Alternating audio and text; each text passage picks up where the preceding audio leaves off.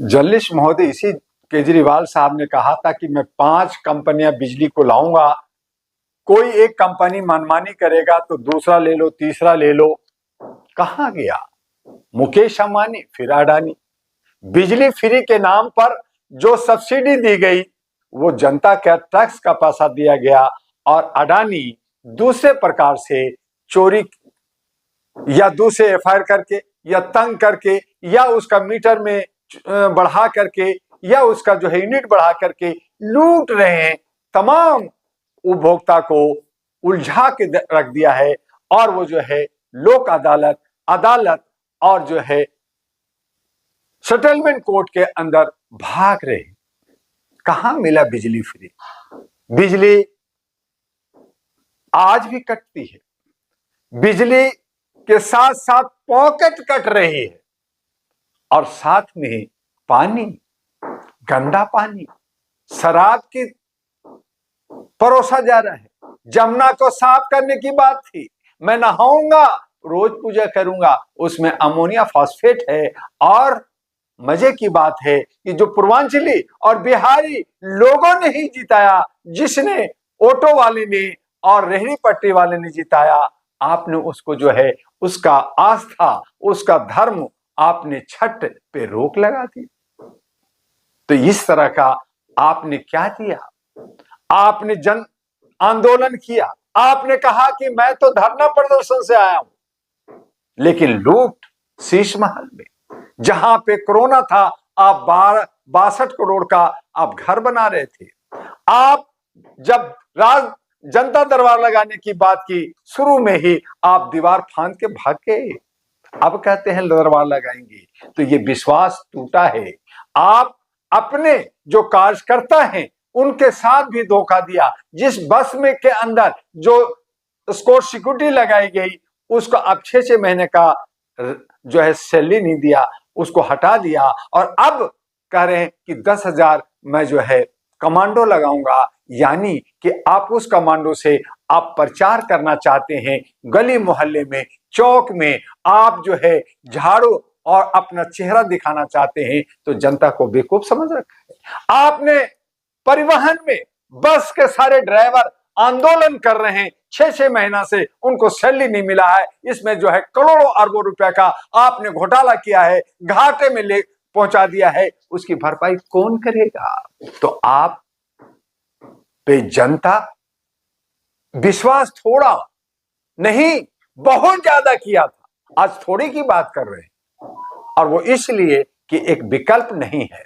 आज हमारे सामने बीजेपी भी वही किया, कांग्रेस ने वही किया, आम आदमी भी वही किया, तो जाए कहां? जनता जो है एक थाली के चट्टे बट्टे, कभी ये हारता है, कभी वो हारता है, कभी ये जीतता है, कभी वो जीतता है। इसलिए जनता को एक अच्छा और काम करने वाला सरकार चाहिए, अच्छा जनप्रतिनिधि चाहिए, जो सही माने में सेवक हो, सेवादार हो, चौकीदार हो, और सही माने में वो काम करे, उसका पेट भरा हो और वो घर को संभालना जानता हो। इसीलिए अब मानवता की ब्यार चलेगी, मानवता की बात चलेगी, और मानवता जो महिलाओं में है, जहां दुर्गा, सरस्वती, लक्ष्मी, विष्णु देवी और हम आराधना करते हैं, हम जो है लंगर करते हैं, हम नवरात्रा करते हैं, हम जो है जागरण करते हैं, ये सब महिलाओं के लिए होता है। महिला पुरुषों के लिए वो व्रत रखती है, पूजा पाठ करती है, अपने पति को जो है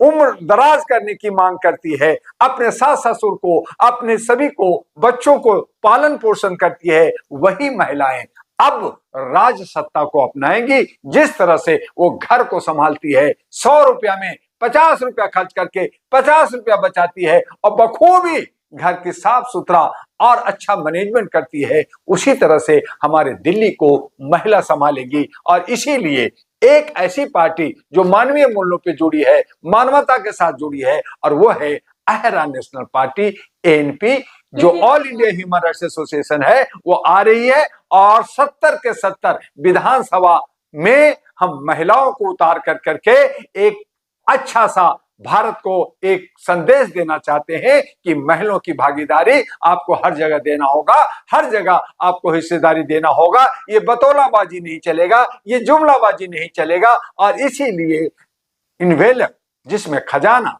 एक चुनाव चिन्ह आहरा नेशनल पार्टी लेके दिल्ली में आकर के लड़ने जा रही है। लेकिन जिस महिला की योगदान देने की बात कर रही है, तो केजरीवाल ने पहले ही कर दिया, दिल्ली के मुख्यमंत्री अतिशी है जो कि एक महिला है, फिर जनता आपको क्यों? जर्नलिस्ट महोदय, अतिशी एक महिला है, बिरला भी एक महिला है, स्वाति महिवाल भी एक महिला थी, आपका जो है साजिया इल्मा भी एक महिला थी, अलका लामा भी महिला थी, और भी महिला थी, वो सब छोड़ के चली गई, उन पे दोषारोपण किया। आपने अतिशी को मुख्यमंत्री मजबूरी में बनाया, लेकिन मुख्यमंत्री तो आप ही हैं, क्योंकि खड़ाऊ आपका है, राम आप बने हुए हैं। और अतिशी ने कहा कि मैं राम नहीं हूं, मैं जो है चीफ मिनिस्टर नहीं हूं, मैं तो भरत हूं। और फिर आपके डिप्टी सीएम जो चेहरा नहीं दिखा रहे, वो जो है कहा मैं लक्ष्मण हूं।